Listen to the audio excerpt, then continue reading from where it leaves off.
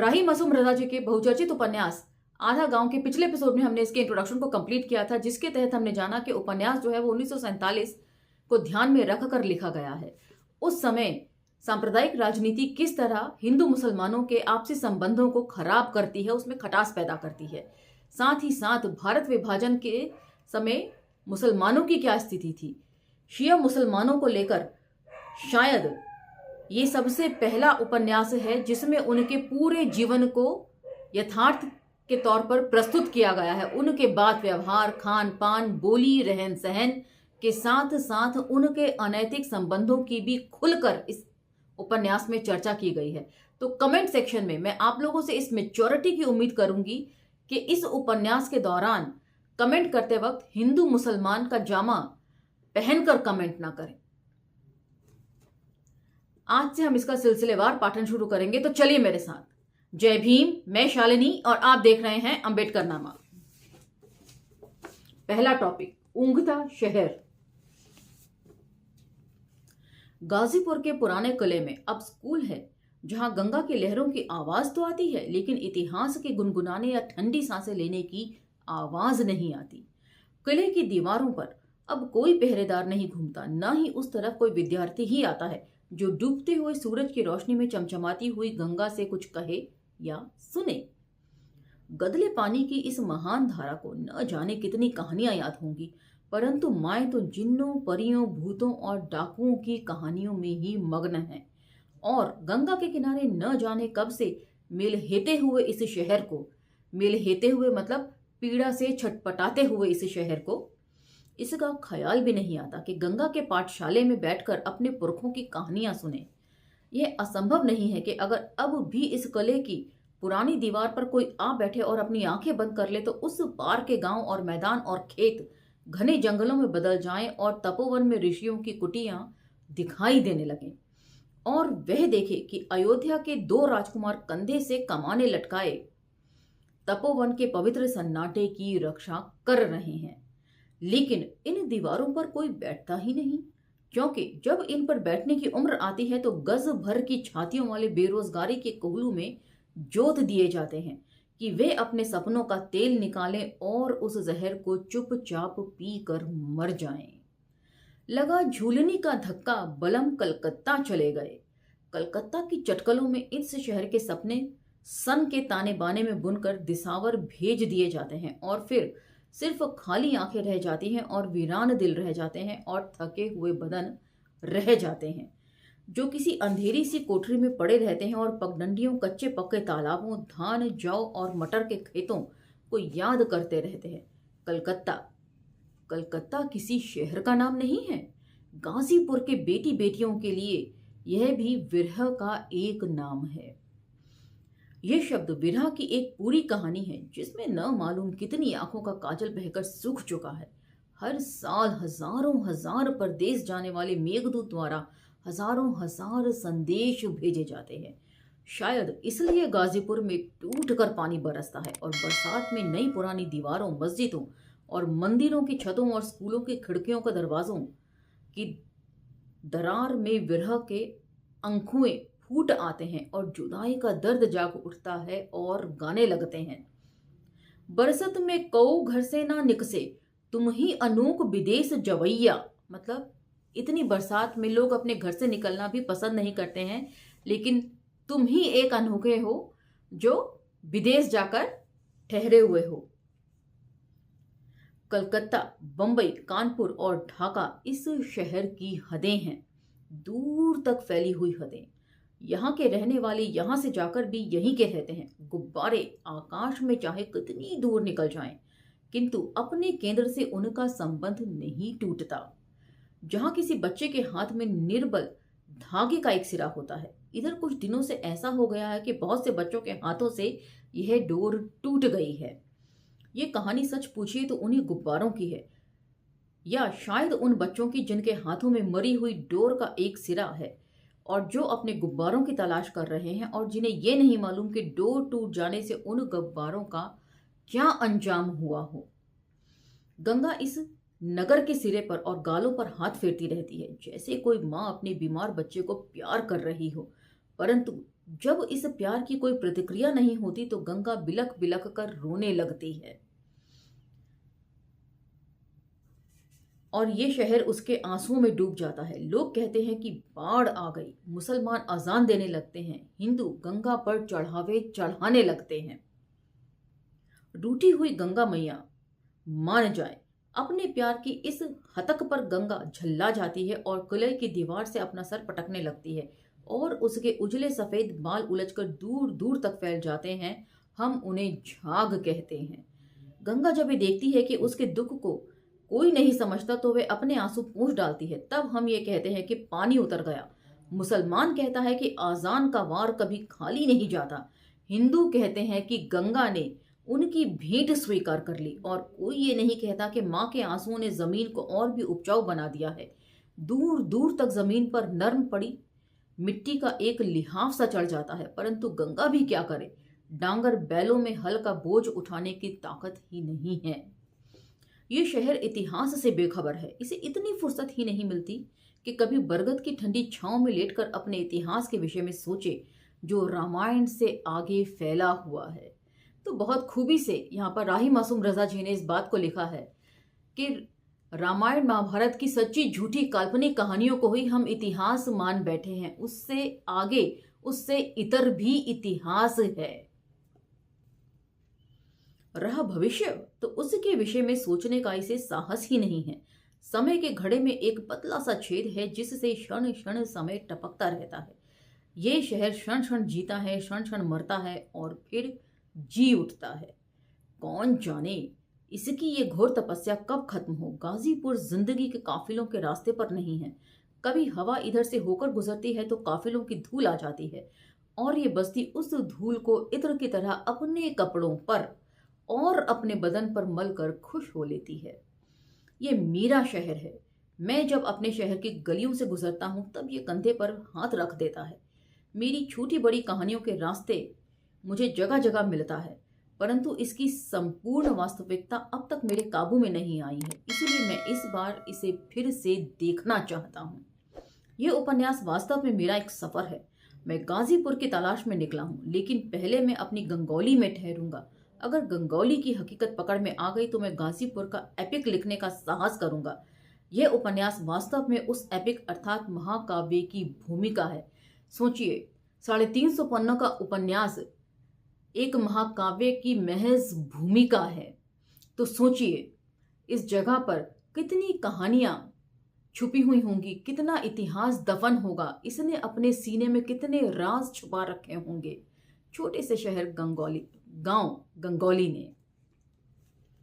परंतु एक बात सुन लीजिए, ये कहानी ना कुछ लोगों की है ना कुछ परिवारों की। यह उस गांव की कहानी भी नहीं है जिसमें इस कहानी के भले बुरे पात्र अपने आप को पूर्ण बनाने का प्रयत्न कर रहे हैं। ये कहानी ना धार्मिक है ना राजनीतिक, क्योंकि समय ना धार्मिक होता है ना राजनीतिक। और ये कहानी है समय की ही। ये गंगौली में गुजरने वाले समय की कहानी है। कई बूढ़े मर गए, कई जवान बूढ़े हो गए, कई बच्चे जवान हो गए और कई बच्चे पैदा हो गए। ये उम्रों के इस हेर फेर में फंसे हुए सपनों और हौसलों की कहानी है। ये कहानी है उन खंडहरों की जहां कभी मकान थे और ये कहानी है उन मकानों की जो खंडहरों पर बनाए गए हैं। बेहद खूबसूरती से उन्होंने जिक्र किया है कि आज जो वर्तमान है कल वो इतिहास बन जाएगा और कल का जो भविष्य है वो वर्तमान की जगह ले लेगा। और ये कहानी जितनी सच्ची है उतनी ही झूठी भी। मुझे झूठ में सच और सच में झूठ की मिलावट की कला आती है।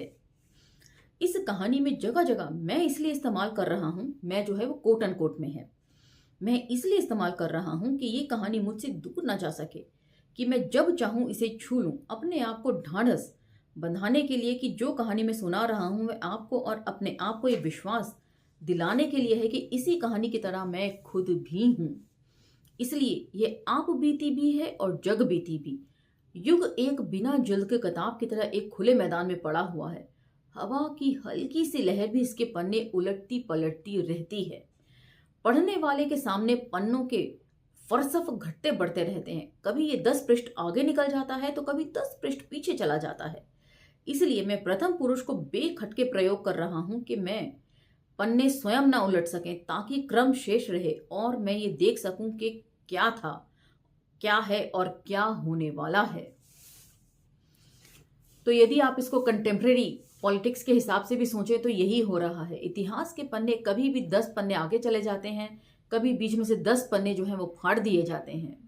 जिस तरीके से सरकार जो है इतिहास का लेखा जोखा प्रस्तुत कर रही है, मुगलों का इतिहास जो है वो साफ तौर से मिटाने की कोशिश की जा रही है। और यहाँ तक कि संविधान में भी 2 महत्वपूर्ण शब्द जो हैं, धर्मनिरपेक्षता और समाजवाद को खत्म कर दिया गया है, हटा दिया गया है। लेकिन ऐसा करने से ना तो इतिहास मिट सकता है और ना ही वर्तमान के हालात बदल सकते हैं। कहते हैं कि आषाढ़ की एक काली रात में तुगलक के एक सरदार सैयद मसूद गाजी ने बाढ़ पर आई गंगा को पार करके गादीपुरी पर हमला किया। चुनाचे ये शहर गादीपुरी से गाजीपुर हो गया। तो ये है गाजीपुर के नाम की कहानी, किस तरीके से गादीपुर नाम जो है बदलकर गाजीपुर हो गया उस व्यक्ति के नाम पर जिसने इसे जीता। रास्ते वही रहे, गलियां भी वही रहीं, मकान भी वही रहे, नाम बदल गया। नाम शायद एक ऊपरी खोल होता है जिसे बदला जा सकता है, इसलिए सरकार जो है ऊपरी खोल लगातार बदलती रहती है। लेकिन इस ऊपरी खोल के साथ साथ इतिहास को दफन करने की मंशा भी साथ साथ चलती रहती है। नाम का व्यक्तित्व से कोई अटूट रिश्ता नहीं होता है शायद, क्योंकि यदि ऐसा होता तो गाजीपुर बनकर गादीपुर को भी बदला जाना चाहिए था, या फिर कम से कम इतना होता कि हारने वाले ठाकुर, ब्राह्मण, कायस, अहीर, भर और चमार अपने को गादीपुरी कहते और जीतने वाले सैयद, शेख और पठान अपने को गाजीपुरी। परंतु ऐसा नहीं हुआ, सब गाजीपुरी हैं। और अगर शहर का नाम न बदला होता तो सब गादीपुरी होते। ये नए नाम हैं, बड़े दिलचस्प। अरबी का फतेह हिंदी के गढ़ में घुलकर एक इकाई बन जाता है। इसलिए तो पाकिस्तान बन जाने के बाद भी पाकिस्तान की हकीकत मेरी समझ में नहीं आती। अगर अली को गढ़ से, गाजी को पुर से और दिलदार को नगर से अलग कर दिया जाएगा तो बस्तियां वीरान और बेनाम हो जाएंगी। और अगर इमाम को बाड़े से निकाल दिया जाएगा तो मुहर्रम कैसे होगा। तो ये जिक्र है इस देश की तहजीब जिसे हम गंगा जमनी संस्कृति कहते हैं। आपस में इतिहास तो क्या, शहरों के नाम भी इस तरह 2 शब्दों के 2 अलग अलग भाषाई इकाइयों को जोड़कर एक इकाई के तौर पर बनाए गए हैं। यदि इन सबको आपस में अलग करने की कोशिश की जाएगी तो क्या ये हो पाएगा? कमेंट सेक्शन में मुझे बताइएगा जरूर। गंगा इस गाजीपुर को भी उसी तरह सीने से लगाए हुए है जिस तरह वह गादीपुर को लगाए हुए थी। इसलिए नाम गादीपुर हो या गाजीपुर कोई फर्क नहीं पड़ता, क्योंकि मसूद गाजी के बाल बच्चों ने दूर पास के देहातों पर जरूर कब्जा जमाया होता और यूं दिल्ली से आने वाले खानदान कई जमींदार परिवारों में जरूर बढ़ता और मैं ये कहानी फिर भी लिखता। मसूद गाजी के एक लड़के नूरुद्दीन शहीद ने विद इन ब्रैकेट ये शहीद कैसे और क्यों हुए ये मुझे नहीं मालूम और शायद किसी को भी नहीं मालूम। 2 नदियां पार करके गाजीपुर को कोई 12-14 मील दूर गंगौली को फतेह किया। कहते हैं कि इस गांव के राजा का नाम गंग था और उसी के नाम पर इस गांव का नाम गंगौली पड़ा। लेकिन ये सैयद खानदान के पांव जमने के बाद भी इस गांव का नाम नूरपुर या नूरुद्दीन नगर नहीं हुआ। मेरी गंगौली का नाम मेरे गाजीपुर से बुरा नहीं है, लेकिन मजे की बात यह है कि नूरुद्दीन शहीद की समाधि जो गंगौली से नई है, गंगौली से पुरानी मालूम होती है। ईंटों की इस छोटी बड़ी इमारत पर कभी एक छत जरूर रही होगी, परंतु मैं तो लगभग 36-37 साल से इसे खंडहर ही देख रहा हूं। बस 10 मुहर्रम को जब दोनों पट्टियों के जुलूस यहां आते हैं तो मजमा सा लग जाता है और समाधि से जर्रा हटकर लकड़ी के अखाड़े वाले अपने मजमा लगाकर गदके, बनैठी, बांक और तलवार के हाथ निकाल लेते हैं और फिर एकदम से कोई आदमी नारा लगाता है, बोल मोहम्मदी, और सारा गांव जवाब देता है, या हुसैन। इधर कुछ दिनों से गंगौली में गंगौली वालों की संख्या कम होती जा रही है। यह सुन्नियों, शियों और हिंदुओं की संख्या बढ़ती जा रही है। शायद इसलिए नूरुद्दीन शहीद की समाधि पर अब उतना बड़ा मजमा नहीं लगता और गंगौली का वातावरण बोल मोहम्मदी या हुसैन की आवाज से उस तरह नहीं गूंजता जिस तरह कभी गूंज उठा करता था। हालांकि बात ये गंगौली के परिप्रेक्ष्य में हो रही है, कॉन्टेक्स्ट में हो रही है, लेकिन आप इसे पूरे भारत पर भी लागू करके देख सकते हैं। शायद यही कारण है कि समाधि आज उदास उदास नजर आती है और अपनी अंधी आंखों से इधर उधर देखती रहती है और सोचती रहती है, मेरी गंगौली कहाँ गई। लेकिन इस समाधि की जड़ें गंगौली की जमीन में है, इसलिए ये जहां की तहां खड़ी है अकेली। विशाल वृक्ष अपनी जगह से नहीं हटते जब तक कि उन्हें काट ना डाला जाए या जब तक कि उनकी जड़ें खोखली ना हो जाएं। अब्दुल कासिम चा, बद्दन भाई, तन्नू भाई, तस्सन, कैसर, अख्तर और गिग्गे पाकिस्तान में हैं। तो पाकिस्तान को यहाँ पाकिस्तान लिखा है। उस समय उस जगह पर लोग जिस तरीके से टूटे फूटे शब्द बोला करते थे उसका एज इट इज यहाँ पर इस्तेमाल किया गया है। पाकिस्तान में है, परंतु नूरुद्दीन शहीद की समाधि अब भी गंगौली में है और उसे कस्टोडियन ने भी नहीं हथियाया है, क्योंकि कस्टोडियन को भी मालूम था कि नूरुद्दीन शहीद की समाधि गंगौली के सैयदों की नहीं है बल्कि गंगौली की है। बरगद के पेड़ों की उम्र जरा लंबी होती है और फिर समाधि को कई नस्लों ने अपनी हड्डियों की खाद दी है। मतलब सांप्रदायिक दंगों का जिक्र कर रहे हैं, उसमें बहा खून, उसमें हुई मौतें और दफन हुए जिस्म। इस समाधि के अतिरिक्त गंगौली के सैयदों में एक करबला भी बनवाया है। करबला नीचे फुटनोट में दिया हुआ है। करबला का मतलब है इमाम हुसैन की समाधि की नकल, जहां ताजिए दफनाए जाते हैं। ताजिए दफनाए भी जाते हैं इसकी मुझे कोई जानकारी नहीं थी। बचपन में जुलूस तो बतेरे देखे, मुहर्रम के सजे हुए ताजिए भी देखे, उसके पीछे लेजियम करते हुए बच्चे भी देखे और रो रोकर अपने आप को पीटते हुए मुस्लिम युवक भी देखे। लेकिन मुझे नहीं मालूम था कि जुलूस खत्म होने के बाद इन ताजियों को दफना दिया जाता है। ये मेरे लिए एक नई जानकारी थी। यह करबला समाधि के दक्षिण में है और खुद समाधि गंगौली के पूरब में है। इन लोगों ने तालाब भी खुदवाया है जो गांव के पश्चिमी सिरे पर है। यह तालाब नूरुद्दीन शहीद के उत्तराधिकारियों ने ही बनवाया होगा, क्योंकि उसके आसपास किसी मंदिर का निशान नहीं है। तालाब से निकली हुई मिट्टी के टीलों पर आम और जामुन के पेड़ हैं और गांव के मीर साहिबान 10 मुहर्रम को इन्हीं टीलों पर नमाज पढ़ने आते हैं। इस तालाब के पश्चिम में चूने का बना हुआ 3 दरों वाला नील का एक वीरान कारखाना है, जिसे हम लोग न मालूम क्यों गोदाम कहते हैं। ये जॉन गिलक्राइस्ट की यादगार है, यानी एक और ही युग की निशानी है। अब ये या तो चारवाहों के काम आता है या उस पर बैठकर ईख खाते हैं या प्रेमियों के काम आता है। यहां चाहे हीर को रांझा न मिलता हो, परंतु बदन को बदन अवश्य मिल जाता है। एक टूटी फूटी समाधियों और एक उजड़े हुए कारखाने के बीच में एक गांव आबाद है। गंगौली के 2 कोनों पर सैयद लोगों के मकान हैं। कुल मिलाकर 10 घर होंगे। दक्षिण वाले घर दक्षिण पट्टी कहलाते हैं और उत्तर वाले उत्तर पट्टी।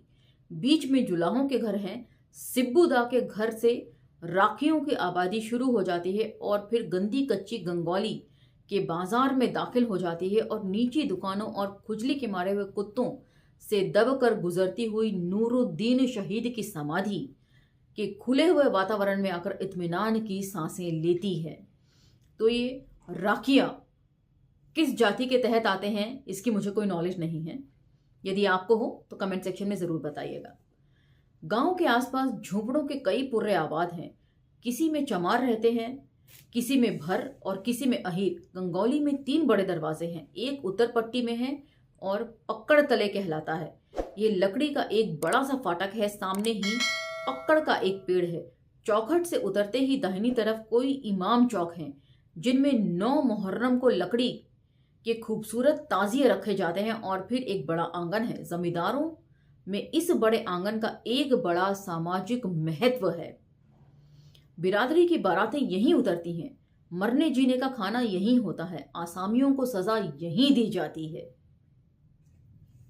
पट्टीदारी के मामले यहीं उलझाए और सुलझाए जाते हैं और यहीं थानेदारों, डिप्टियों और कलेक्टरों का नाच रंग होता है। ये आंगन ना हो तो जमींदारियां ही ना चलें। तो एक बड़ा फाटक उत्तर पट्टी में भी है और दक्षिण पट्टी में भी। एक जहीर चा के पुरखों का यानी दद्दा के मायके वालों का इस फाटक का नाम बड़का फाटक है और बड़ा दरवाजा अब्बू दा के बुजुर्गों का है जो अब्बू मियाँ का फाटक कहलाता है। हमें इन्हीं 3 फाटकों और इनके चारों तरफ रहने वाले सैयद परिवारों में जाना है। हाँ, एक बात और, ये गंगौली कोई काल्पनिक गांव नहीं है और ये इस गांव में जो घर नजर आएंगे वे भी काल्पनिक नहीं है। मैंने तो केवल इतना किया है कि इन मकानों को मकान वालों से खाली करवाकर इस उपन्यास के पात्रों में बसा दिया है। ये पात्र ऐसे हैं कि इस वातावरण में अजनबी नहीं मालूम होंगे और शायद आप भी अनुभव करें कि फुन्नन मियाँ, अब्बू मियाँ, झंगटिया बो, मौलवी बेदरार, कोमिला, बब्बर मुआ, बलराम चमार, हकीम अली कबीर, गया अहीर और अनवारुल हसन राकी और दूसरे तमाम लोग भी गंगौली के रहने वाले हैं। लेकिन मैंने इस काल्पनिक पात्रों में से कुछ असल पात्रों को भी फेंट दिया है। ये असली पात्र मेरे घर वाले हैं जिनसे मैंने यथार्थ की पृष्ठभूमि बनाई है और जिनके कारण इस कहानी के काल्पनिक पात्र भी मुझसे बेतकल्लुफ हो गए हैं। आइए अब चलें। तो आज का ये एपिसोड हम यहीं विराम देते हैं। अगले एपिसोड में हम लेंगे, ये तो इंट्रोडक्शन से आगे की बात थी, एक और इंट्रोडक्शन इसको कह सकते हैं जिसमें इन्होंने जिक्र किया कि आखिर ये क्या दिखाना चाहते हैं इस उपन्यास में। उसकी पूरी पृष्ठभूमि, कथानक जो है तैयार किया गया है और कहानी जो है हम अगले एपिसोड से शुरू करेंगे। अब मुझे आज्ञा दीजिए और इंतज़ार कीजिए अगले एपिसोड तक। धन्यवाद। जय भीम।